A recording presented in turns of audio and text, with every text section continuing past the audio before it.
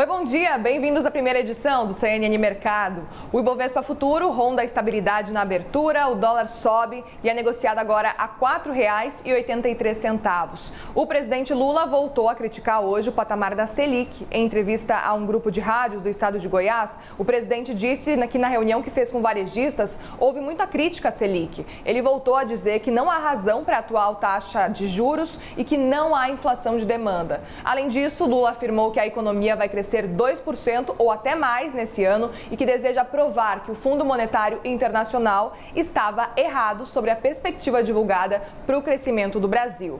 E pela primeira vez desde 2019, melhorou a perspectiva da nota atribuída à capacidade do Brasil de pagar a dívida, a chamada perspectiva do rating. Agora volta então essa perspectiva de que mais estrangeiros olhem para o nosso país como destino dos investimentos. A decisão foi da agência Standard & Poor's e a atualização mudou a classificação do país de estável para positiva. Na decisão, a agência reconhece que há sinais de maior certeza sobre a estabilidade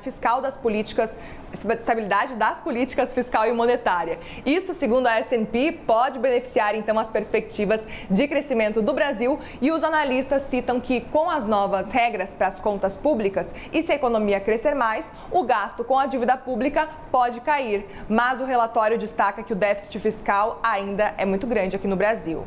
O ministro da Fazenda, Fernando Haddad, comentou o resultado, disse que a melhora da perspectiva da nota de crédito do Brasil representa um passo importante. Vamos ouvir.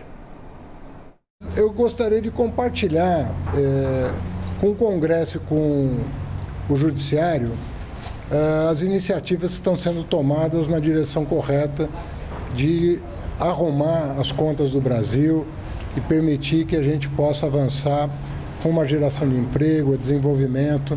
Então, isso não é possível a partir só do Executivo, né? A gente tem a confiança do presidente Lula, o apoio, mas sem a compreensão do presidente Arthur Lira, do presidente Pacheco, presidente da Câmara e do Senado, e também do STJ, do STF, que tem se sensibilizado com a agenda da Fazenda, da área econômica em geral, nós não íamos ter essa sinalização. Os três poderes se harmonizando, está faltando aí o Banco Central, né, se somar a esse esforço, mas eu quero crer que nós estejamos prestes a ver isso acontecer. A hora que tivermos todos alinhados, a coisa vai começar a prosperar. E já deixou o recado para o Banco Central. Bom, e o setor de serviços recuou 1,6% em abril de 2023 na comparação com o mês de março. Os dados foram divulgados agorinha há pouco pelo IBGE. Agora, já em relação a abril de 2022, no ano passado, teve um avanço de 2,7%. É a 26ª taxa positiva consecutiva. O acumulado do ano é de 4,8%. E agora a gente fala das bolsas internacionais, porque em Nova York os futuros americanos caem depois que o Federal Reserve interrompeu o ciclo de alta do juro, manteve a taxa então entre 5% e 5,25%. Essa que foi a primeira estabilidade depois de 10 altas seguidas, mas essa decisão veio com um recado. O Jeremy Powell, o presidente do Fed, disse que espera mais algum aperto nos juros ainda este ano, pelo menos 2. Segundo ele, ainda há um longo caminho para levar a inflação de volta à meta de 2%, lembrando que atualmente o índice por lá está em 4%. Vem caindo, mas, lembrando, bem acima da meta. E ainda falando de juros, gente, o Banco Central Europeu divulgou agora há pouco que subiu a taxa em 25 pontos base. Esse é o nível mais alto em 22 anos. Logo mais, a presidente do BCE, Christine Lagarde, deve detalhar essa decisão.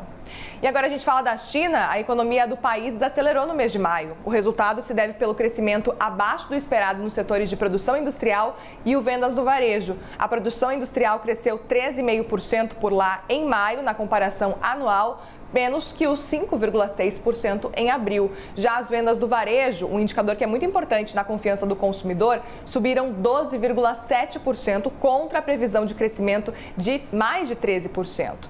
Os dados alimentam as expectativas de que Pequim precisará sim fazer mais para sustentar a recuperação do período pós-pandemia.